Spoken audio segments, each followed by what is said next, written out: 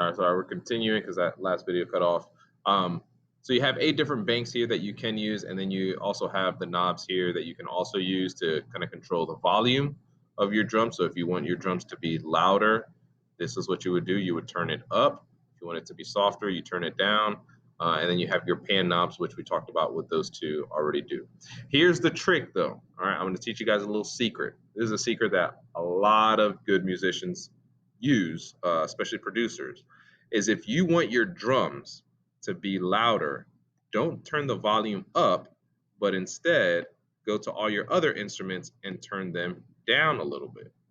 All right, because now that's going to give me the illusion, right? It's going to trick my ears into thinking that I turned the volume up, but in reality, I turned the volume down. Because you don't want to start throwing the volume knob up on a whole bunch of things, because eventually you're going to have everything competing to sound loud, and it's just going to make everything sound bad. And then you can also add a little, it has a little pre-made reverb thing on here that you can add. That you can use. Reverb is just a fancy word that means you're playing that instrument in an empty room.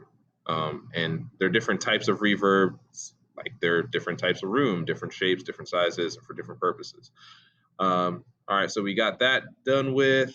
And here's also another thing that I would do. And this is how, again, you don't have to do this. If you want to do your drums the way you see here, let me click it. So again, you could double click the drum pads, the drum regions to go to that region. So when I click A, I went straight to A. When I click on the B one, it takes me straight to pattern B. What I do when I'm creating my stuff at home, I will add another track, add another drum machine. Again, I would delete these two because I don't want what's already pre-made. I want to make my own. And let's say I would put here kick. Here, let's say I would do snare. So I would do only snare on this one. Let me clear this pattern.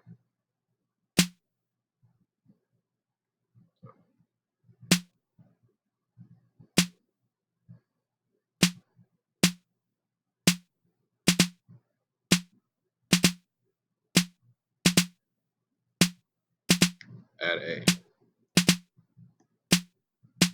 Oh, it's still playing. I gotta hit stop. So let's see what that sounds like now.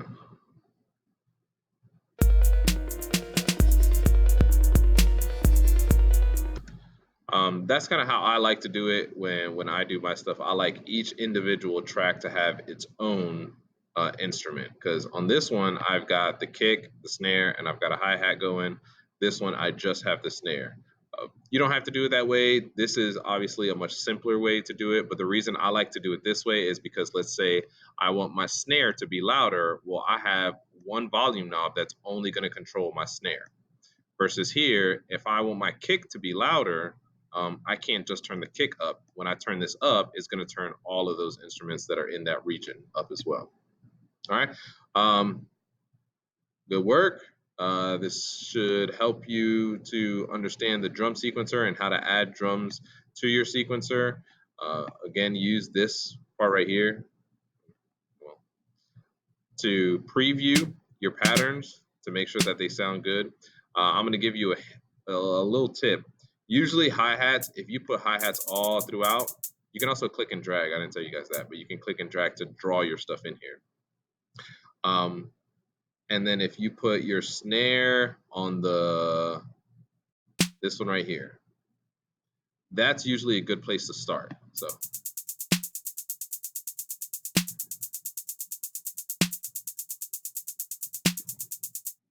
In my opinion, that's a really good place to start. Or you could kind of put, with the hi-hats, put every other one when you're making a drum pattern, because there's so many hip-hop drum patterns that start out just like this, and then you can kind of start filling stuff in as you like.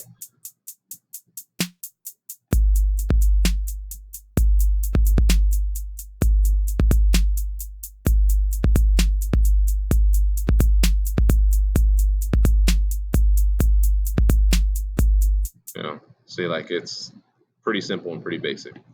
All right. Good luck with your project. Have at it, and I'll see you guys next time. Peace.